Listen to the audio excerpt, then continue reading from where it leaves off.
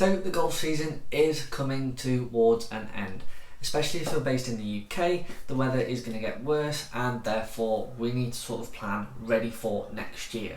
But we also want to finish on a high note so we can have those positive thoughts going into next year.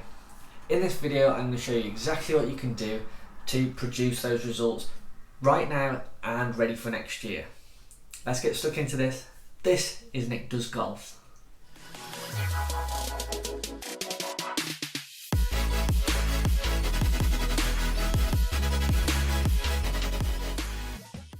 Hey golfers, what's happening? Welcome back to Nick Does Golf. Great to have you here for this video. I really hope that you've all had a great season playing golf, whether it's reducing your handicaps, playing your best ever round, or you've got a hole-in-one, something that's very memorable that might have happened to you this summer. I really hope that you've all managed to achieve your goals. If you haven't, don't worry about it, just shake it off. That is the thing that we call golf. It can throw so many obstacles towards you, it is unreal, but sometimes you might just blow them all out the water. That's just the game that we play and love. I'm going to give you some tips right here that are going to help you ready to go for next year. But anyway, today's video. So you want to finish the season off strong, whether you've been playing really well and consistent throughout the whole season, or you've played absolutely terribly but you want to finish on a high note. These are going to apply to both sets of scenarios. So the first thing that I've noted down is play to your strengths. This certainly works because you never find anybody that plays well to what they're weakest at.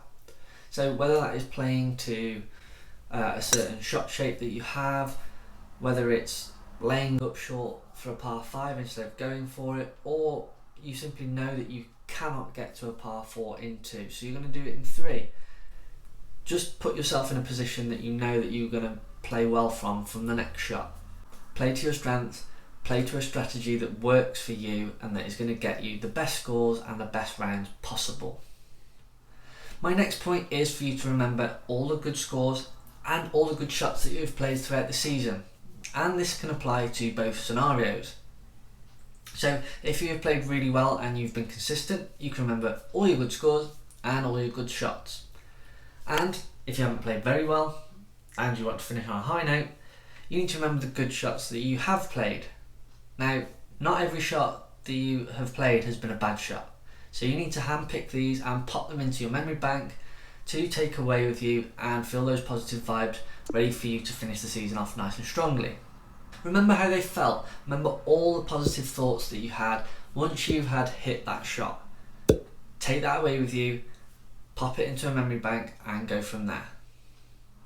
And my last point for finishing off the season in style is be as consistent as you can with the amount of golf that you're playing. So the volume of rounds that you are playing, keep that going for as long as you can, because as soon as that bad weather comes, it gets a little bit colder and other things get in the way, Christmas being one, your golf is going to go down in terms of your rounds and therefore your performance will drop as well.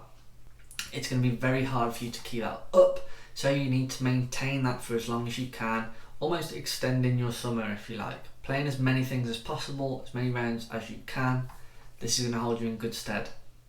So once we've done that, we can store that and look forward to the next year of golf, and whether it's looking to build on what we've done, whether we've played well, or if we haven't played as well as we could have done, what we can do to change that, to almost go back into a positive mindset and get us back to playing somewhere near our best.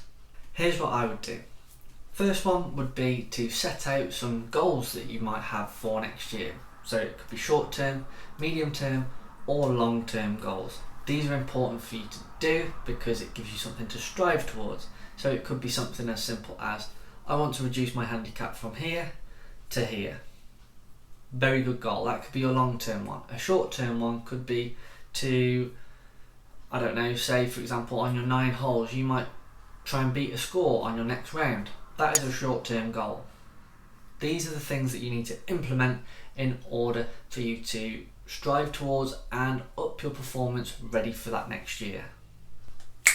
This leads me nicely onto my next point, and it is just like getting a fresh new haircut like this one. This is that you need to add something to your golf performance which is going to help you. So you need to try something new, such as having some golf lessons with your local pro. They're going to help you out, whether you're just starting out, you've been playing for a long time, or you've just been really struggling with your game. They're going to help you sort that out in the best way that they can. Or it could be something as simply as eating better. That's going to certainly help your performance, whether it's on the golf course, off the golf course, to make sure you're getting the right fuel to your body. And there's other things such as going to the gym to help you get more strength and more flexibility. These are all things that are going to help you to get to that next level, that next stage of your golfing game that everybody wants to. You want to improve, right? So add one of these in, I'm sure you'll see a detrimental effect on your game in a positive way.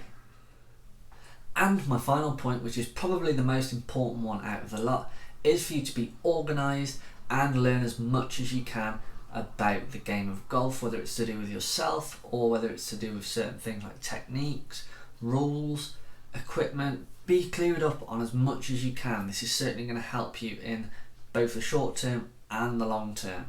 Being organised is essential because you need to know when you can get your game to peak.